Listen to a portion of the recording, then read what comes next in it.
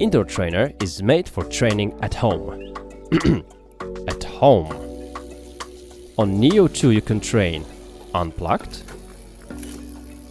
plugged in, using a simple stopwatch, a heart rate monitor which will indicate the intensity of your training, by computer, smartphone or your PC, and the whole process looks like this.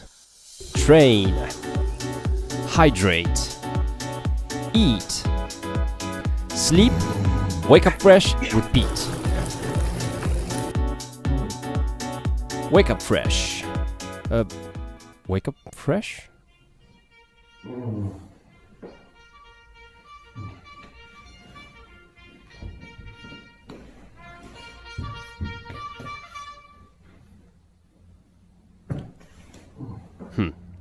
Okay, let's break down the training levels. When unplugged, the Tacx Neo 2 trainer will behave very similarly to those fluid or magnetic trainers. That means that the faster its flywheel spins, the more resistance we'll feel. How do we change the resistance? Very simply, by changing the gears and/or the cadence. Such training is very simple, and because we are in the safe environment, we can do the following drills.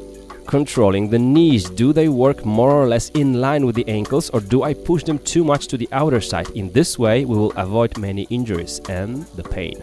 Controlling my position on the bike, do I have difficulties reaching down? Does it feel stiff or weird in my back or my neck? Do I have difficulties reaching the bottom of my road handlebars? In this way we will reveal some lack of flexibility. Riding off the saddle, this requires more muscle strength and it activates our core. We can also take a break from sitting on the saddle for hours. It's time for a genius drill, which is isolating right and left leg when pedaling. We can focus more on the pedaling technique right here, and we will make it more efficient. That means we'll produce more power over the time and use less energy. Great drill. Now about the pedaling rhythm, high cadence drills. But I said high cadence. Much better. This also improves our efficiency and also teaches our brain to engage and disengage fiber muscles. The Neo 2 has a mini power plant built in, which means that even if we don't plug it in, it will still be fully operating. It will measure our power, cadence, speed and send all the data to the external devices. And this light. The blue light indicates low intensity. Tempo ride would be something like violet color, and the red comes when we start feeling pain in the legs.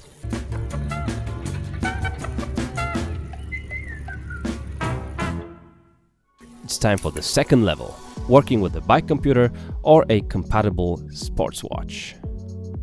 Choose the indoor cycling profile on your device and you will see what happens. You will not only see all the data on the screen, but you will be able to control your smart trainer.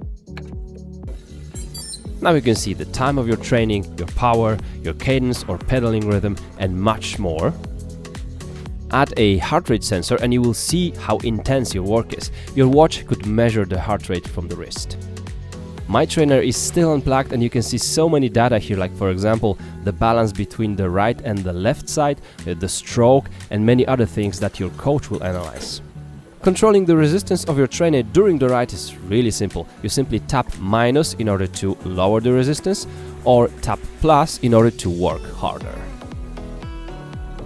I am sure you've been wondering what will actually happen when we finally plug this thing in. Well, we are getting now to the level 3, the apps. The Tacx app I'm using for training gives me plenty of options. Let's start with the power training.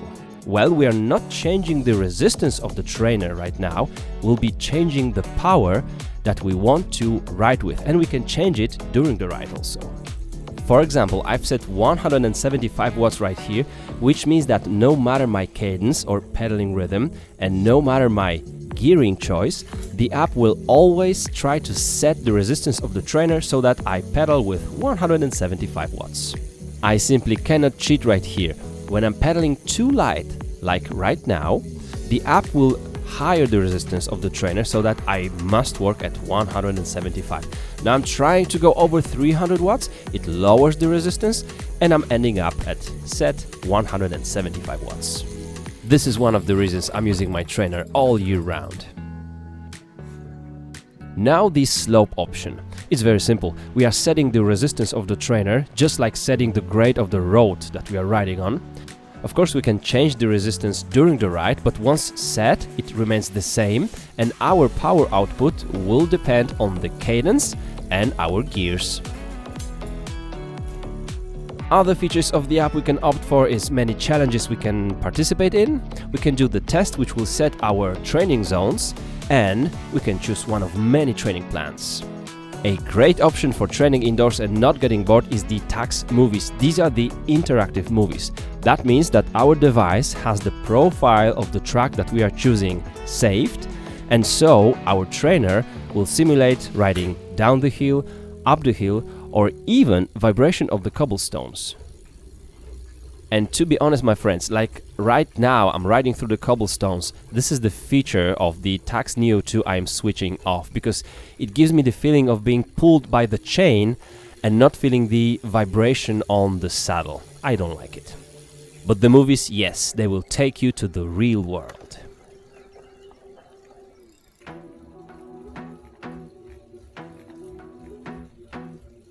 Are you ready for the second option on the third and the highest level of training with the smart trainer? This is the Zwift. Just like Tacx software, it's available both for the smartphone and the PC. The Zwift feels more like a game, it's more virtual, but you will meet there thousands of cyclists and runners. And as you can see here, my PC connects to my smart trainer via Bluetooth, and it communicates with it, telling it when I'm riding up the hill, down the hill, what speed it is, because also the resistance will depend on the drag. Very interesting thing on Zwift. And just like in the game, you have the garage right here where you can choose between different bikes, mountain bikes, road bikes, jerseys, riders, socks, and everything.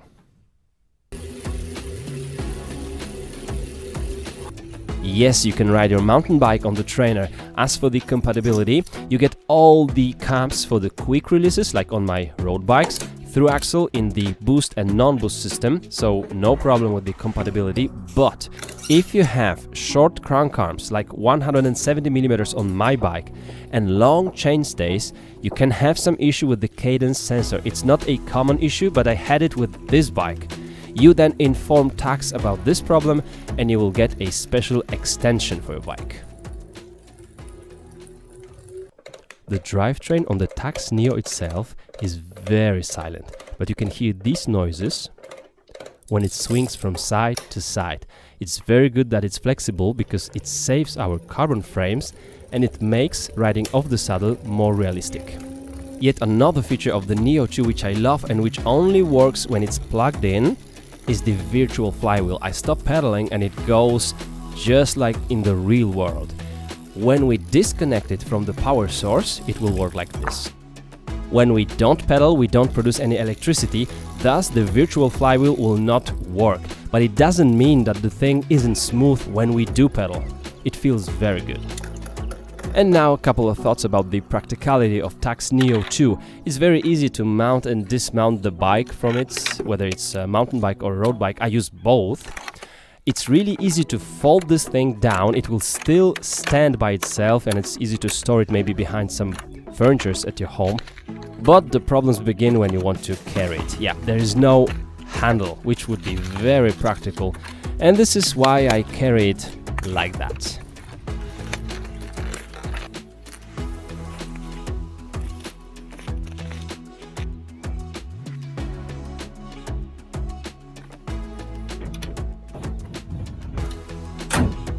Well, I hope I've helped you with this little guide.